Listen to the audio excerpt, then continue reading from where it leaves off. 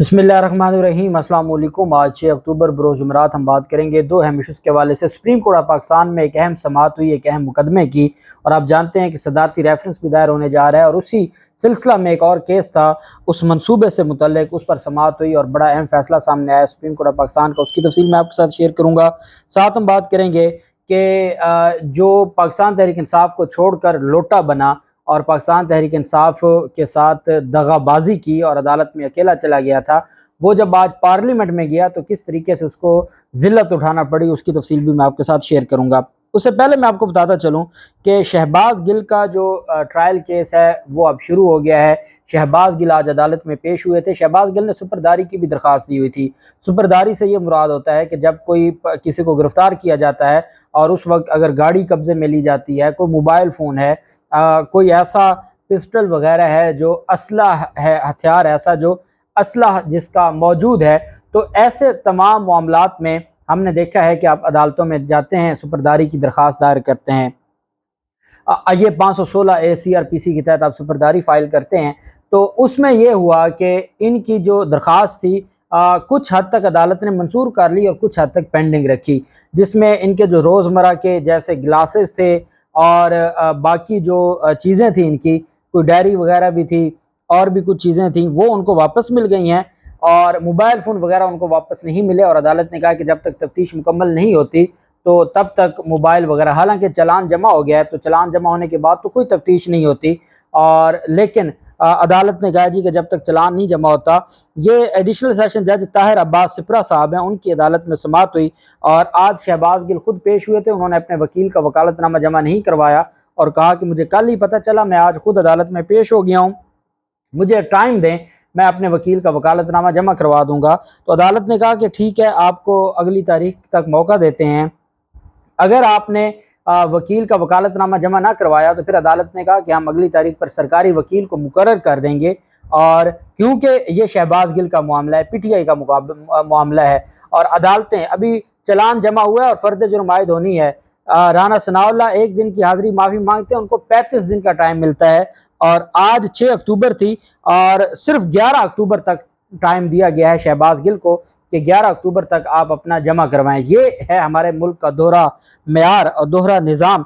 अब अदालत ने कहा है कि अगली समाअत पर हम जो फ़र्द जुर्म की कार्रवाई की तरफ आगे बढ़ेंगे और जो केस है उसको आगे लेकर चलेंगे, लेकिन आप अंदाज़ा लगाएं कि किस तरीके से दोहरा मेयार हमें देखने को मिलता है कि जहाँ पाकिस्तान तहरीक इंसाफ के किसी रहनुमा की बात है तो वहाँ अदालतों का रवैया कैसा होता है, और जहाँ वैसे कोई बात आ जाए तो उस पर आप देख सकते हैं कि कैसे शहबाज शरीफ को तारीखें मिलती हैं, हाजिरी माफ़ी। अदालत कहती है बहुत ज़रूरी है, चूँकि ये वज़ीर आज़म है और इस वजह से इसको रिलैक्स रखना चाहिए ताकि ये मुल्क और कौम की खिदमत कर सके, क्योंकि अदालतें तो समझती हैं, अवाम नहीं समझती। हाँ, अदालतें ज़रूर समझती हैं कि ये पार्लियामेंट और ये जो हुकूमत है ये मुल्क व कौम की बहुत खिदमत कर रही है। दूसरी तरफ फवाद चौधरी ने कल एक बात की एयरवाई न्यूज़ पर। आप जानते हैं कि फवाद चौधरी की एक ख़ास स्टाइल है बात करने का। बशीर मेमन, जिनके बारे में ये कहा जाता है कि वो जब DGFI थे इमरान खान के दौर में, तो उस वक्त वो नवाज शरीफ से राब्ते उसके पकड़े गए थे, जिसकी वजह से फिर उसको ओहदे से हटाया गया था। अब वही बशीर मेमन सिर्फ और सिर्फ तमाशा करने के लिए एक उनकी तरफ से आया जी कि इमरान खान के पास मैं बैठा था, इमरान खान ने मेरे सामने मरीम नवाज को गालियां निकालना शुरू कर दी, गंदी गालियां दी और मैं उठ के आ गया। क्या ऐसे रहा है जैसे मरीम नवाज इसकी कोई सगी बहन है कि गालियां मरीम नवाज को निकल रही थी और उठ के ये आ गया, ये DGFI था। तो कोई बंदा झूठ भी वो बोले कि जिसका कोई सर या पाँव हो। फिर एक में कहते हैं कि मैं गया आजम खान के साथ और हमने वाशरूम में दरवाज़ा बंद कर लिया। फिर एक में कहते हैं कि नहीं, हम गए और वाशरूम की तरफ गए लेकिन वहाँ दरवाज़ा बंद नहीं हुआ और मैं चला गया।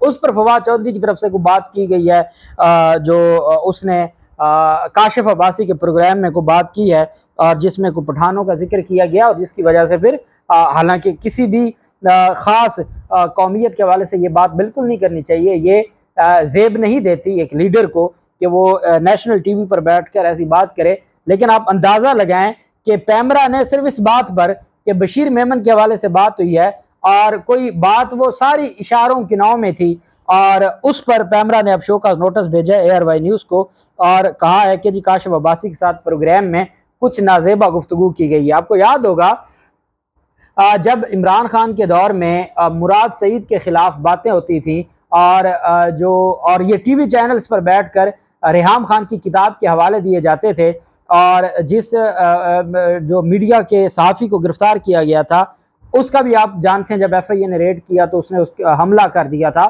تو وہ کیا تھا، وہ مراد سعید کے بارے میں کیا کہتے تھے، کس حد تک چلے گئے تھے، کس حد تک بات کرتے تھے، اور یہ صرف کیا ہے کہ یہ آئین اور قانون کی دھجیاں اڑانے کے مترادف ہے کہ آپ یہاں پہ بات ہو بشیر میمن کے حوالے سے اشاروں کے نام میں، اور آپ اس کا خود مطلب نکالیں اور وہ مطلب نکال کے آپ اس ساری چیز کو دیکھیں۔ اب کہا گیا جی کہ ایئر وائی کے پروگرام آف دی ریکارڈ میں فواد چودھری نے کچھ ایسے کلمات کہے کہ جن سے بہت منفی مفہوم لیا گیا۔ کس نے یہ منفی مفہوم لیا یہ نہیں بتایا، اب شاید پیمرا نے خود منفی مفہوم لیا اس گفتگو سے جن کے بارے میں کی گئی، ان کی کردار کشی کی گئی۔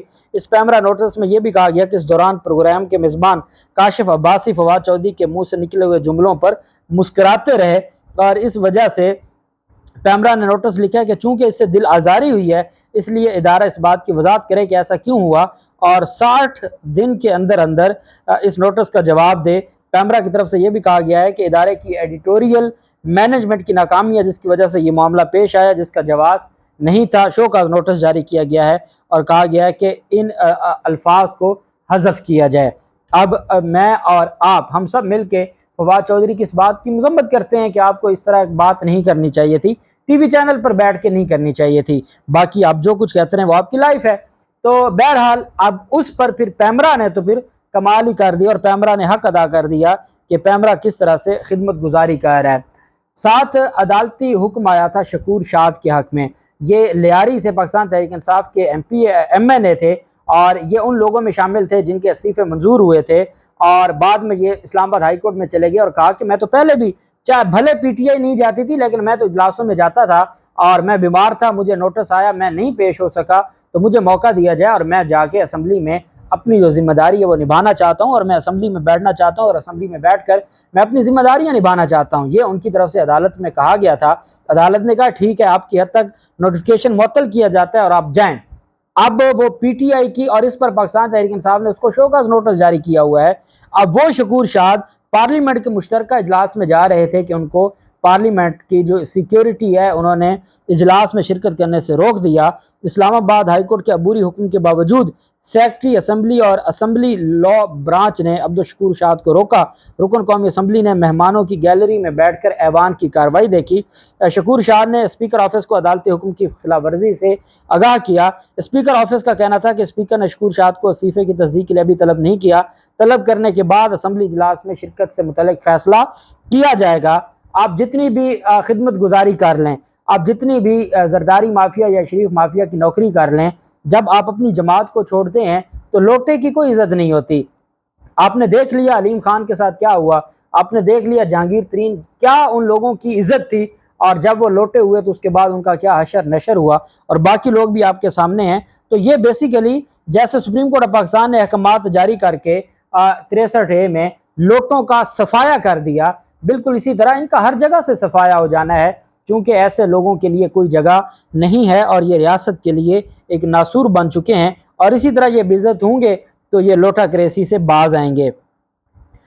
سپریم کورٹ آف پاکستان میں ریکوڈک منصوبے میں کرپشن سے متعلق کیس پر سماعت ہوئی۔ سپریم کورٹ آف پاکستان نے بلوچستان ہائی کورٹ کا فیصلہ کالعدم قرار دیا۔ ریکوڈک منصوبے میں کرپشن کے ملزمان کی ضمانت کا بلوچستان ہائی کورٹ نے کا جو فیصلہ تھا اس کو کالعدم قرار دیا۔ سپریم کورٹ نے نیب کو ملزمان کو 60 دن تک گرفتار کرنے سے روک دیا۔ عدالت نے حکم دیا کہ ریکوڈک منصوبے میں کرپشن کے ملزمان 60 دن میں احتساب عدالت سے رجوع کریں۔ ہائی کورٹ نے فیصلے میں 2 ملزمان کو ضمانت بعد از گرفتاری جبکہ 8 ملزمان کو ضمانت قبل از گرفتاری دی۔ ہائی کورٹ کے فیصلے میں ضمانت دینے کی وجوہات نہیں بتائی گئیں۔ چیف جسٹس نے ریمارکس دیتے ہوئے کہا کہ ضمانت کے قوانین اب بدل چکے ہیں۔ سپریم کورٹ قرار دے چکی ہے کہ حقائق کا درست جائزہ لیے بغیر ضمانت قبل از گرفتاری نہیں ہو سکتی۔ ملزمان کو جیل کی سلاخوں کے پیچھے نہیں مناسب فورم پر فیصلے کے لیے بھیج رہے ہیں۔ نیب قوانین میں ترمیم کے بعد ضمانتوں کا اختیار اب احتساب عدالت کے پاس موجود ہے۔ چیف جسٹس عمر عطا بندیال صاحب کی سربراہی میں 3 رکنی بینچ نے کیس پر سماعت کی۔ بلوچستان ہائی کورٹ نے نیب کے دائر کردہ کرپشن ریفرنس میں ریکوڈک منصوبے کے ملازمین اور کنٹریکٹرز کو ضمانت دی تھی۔ نیب نے بلوچستان ہائی کورٹ کے فیصلے کے خلاف سپریم کورٹ سے رجوع کیا تھا۔ آپ جانتے ہیں کہ اسی سلسلہ میں صدارتی ایک ریفرنس بھی دائر ہو چکا ہے، منظوری ہو چکی ہے، اور وہ ریکارڈنگ منصوبے کے حوالے سے ہے۔ جو غیر ملکی کمپنیاں ہیں وہ یہ چاہتی ہیں کہ ہمیں تحفظ دیا جائے۔ اب وہ تحفظ کس سے مانگ رہی ہیں؟ تحفظ مانگا جا رہا ہے عدالت سے اور پارلیمنٹ سے، کہ پارلیمنٹ قانون سازی کرے اور عدلیہ بتائے کہ کیا 2013 کا جو سپریم کورٹ کی ججمنٹ ہے اس کو بنیاد بنا کر کسی ہائی کورٹ میں یا سپریم کورٹ میں اگر اس منصوبے کے خلاف کوئی درخواست چلی جاتی ہے، اسٹے آرڈر جاری ہو جاتا ہے، تو وہ جو کمپنی یہاں پر انویسٹمنٹ کرے گی وہ کیوں اتنا بڑا رسک لے؟ وہ یہ چاہتے ہیں کہ 2013 کا جو فیصلہ ہے وہ کلیئر ہو جائے، اور اگر سپریم کورٹ آف پاکستان اس کے اوپر اپنی رائے دے دے کہ اس کی کوئی حیثیت نہیں ہے اور وہ جو فیصلہ ہے وہ ریکارڈنگ کے جو منصوبہ ہے یا معاہدہ ہے اس پر اثر انداز نہیں ہوگا، تو اس کے بعد پھر کوئی ہائی کورٹ یا کوئی سپریم کورٹ اس کو نہیں دیکھے گی اور ان چیزوں کو جو ہے وہ نہیں چھیڑا جائے گا۔ اس وجہ سے یہ بھی ریکارڈنگ منصوبے کے ملزمان ہیں اور ان کے خلاف بھی نیب ریفرنس فائل ہوا تھا، اور یہ 2013 کی ججمنٹ کے بعد ہی یہ سارا کچھ ہوا تھا۔ اب دیکھتے ہیں کہ اس صدارتی ریفرنس پر کیا ہوتا ہے۔ جو بھی تفصیلات ہوں گی آپ کے ساتھ شیئر کرتے رہیں گے۔ اللہ پاک پاکستان کا حامی و ناصر ہو۔ بہت شکریہ۔ اللہ حافظ۔ پاکستان زندہ باد۔